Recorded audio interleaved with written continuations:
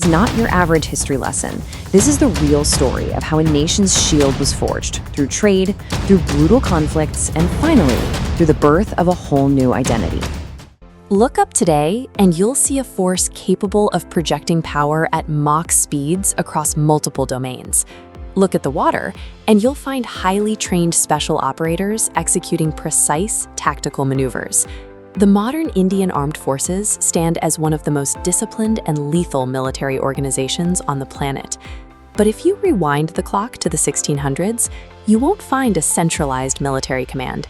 You'll find scattered groups of men called peons, essentially private security guards hired with a single objective: to protect the coastal warehouses of the East India Company. As the East India Company expanded its trade footprint, those informal guards were systematically trained in European infantry tactics. They traded their local attire for uniforms and flintlock muskets, evolving into the disciplined foot soldiers known as Sepoys.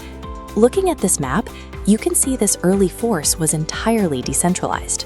It was split into three distinct, privately owned corporate militias: the Bombay Army, the Madras Army, and the Bengal Army. Because the Bengal region held the most lucrative trade routes, its army quickly grew to be the largest and most influential of the three. These military foundations were built to protect corporate profit margins. Unifying three rival private militias into a single national defense force required a total structural breakdown. That breakdown arrived in 1857. The Great Revolt tore through the Bengal Army, proving that a private company could no longer control the subcontinent.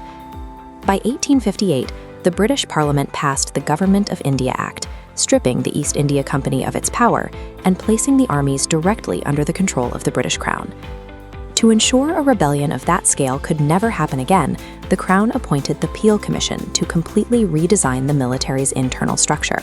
This schematic illustrates the Commission's new doctrine, called balance and countercheck.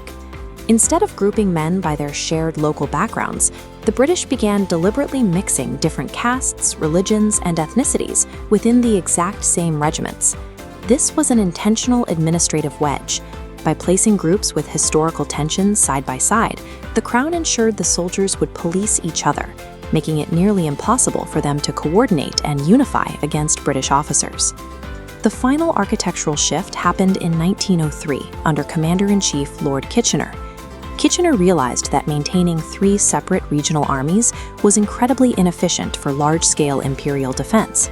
He abolished the old Presidency Armies of Bengal, Madras, and Bombay, merging them entirely into a single, centrally commanded entity, the Indian Army. The British re-engineered these forces specifically to maintain an iron grip on their colony. But by centralizing the command structure, they accidentally built the exact administrative framework that an independent India would one day inherit. That unified framework was immediately put to the test. When World War I broke out in 1914, over 1 million Indian soldiers were shipped out to fight in the trenches of Europe, the Middle East, and Africa. The stone archway of the India Gate in New Delhi was constructed to carve the names of those who never returned from those battlefields. Between the two global conflicts, the military expanded into a new domain. On October 8, 1932, the Indian Air Force was officially established at Dry Road in Karachi, introducing an entirely new theater of combat capabilities. By the time World War II erupted, the scale of deployment exploded. The Indian Army swelled to 2.5 million men, making it the largest all-volunteer fighting force in human history. These troops operated across every conceivable environment. They adapted to the arid deserts of North Africa and hacked through the dense, malaria-infested jungles of Burma. Their tactical execution earned them the highest military honors of the British Empire. Long before India created the Paramveer Chakra, dozens of Indian soldiers were awarded the Victoria Cross for extreme gallantry under fire. The World Wars acted as a testing ground that changed the Army's internal composition. Survivors returned as battle-hardened technical professionals capable of operating on the world stage. The final breaking point for British control came from within the ranks. In 1946, Indian sailors in the Royal Indian Navy mutinied against their British commanders, sending a clear signal that the empire could no longer rely on its own military to suppress the independence movement.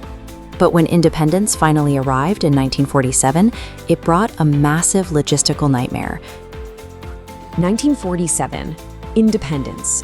It was this incredible moment of joy and pride, but it was also tangled up with the deep pain of partition.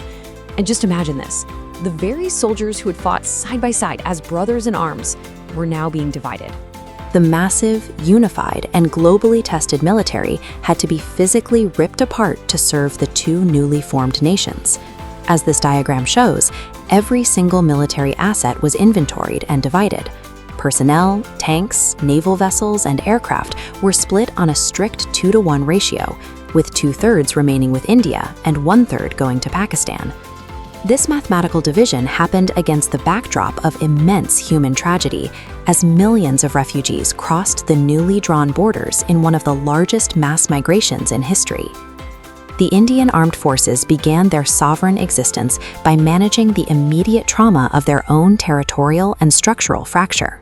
The first crucial step for the new republic was nationalization, the process where remaining British commanders officially handed over the reins of power to Indian officers.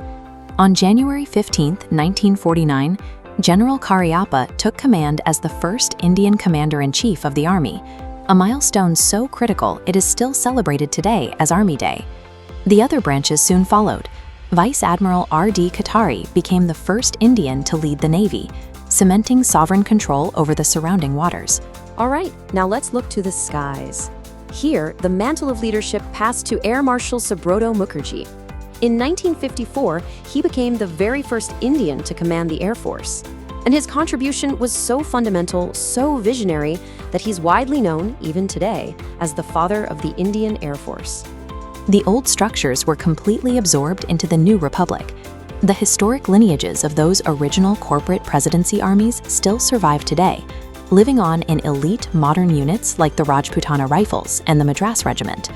The tradition of absolute gallantry seamlessly transferred from the British Victoria Cross to India's newly minted Param Veer Chakra, the nation's highest award for valor in the face of the enemy. So let's just recap for a second. We've gone from simple company guards to warriors on a global stage to the guardians of a brand new republic. It's an incredible journey, right? So what's the legacy? What is it that truly endures from all of this? You know, I think it all comes down to 3 simple but incredibly powerful words. Nam, Namak, Nishan. This is the core ethos, the guiding principle of the Indian soldier. Nam is about your name, your honor, the reputation of your regiment. Namak literally means salt. It stands for loyalty to the nation that sustains you. And Nishan is the flag, the ultimate symbol of your identity and your duty. This isn't just a motto, it's the living, breathing legacy of centuries of history.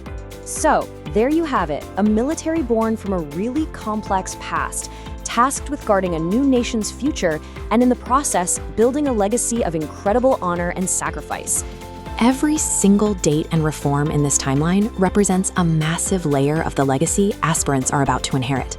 This history provides the context for the uniform you are preparing to wear. From scattered warehouse guards to a mechanized global power, this history forms the bedrock of Nam, Namak, Nishan, the promise to honor your name, stay perfectly true to the salt you eat, and uphold the glory of the flag you will swear to defend.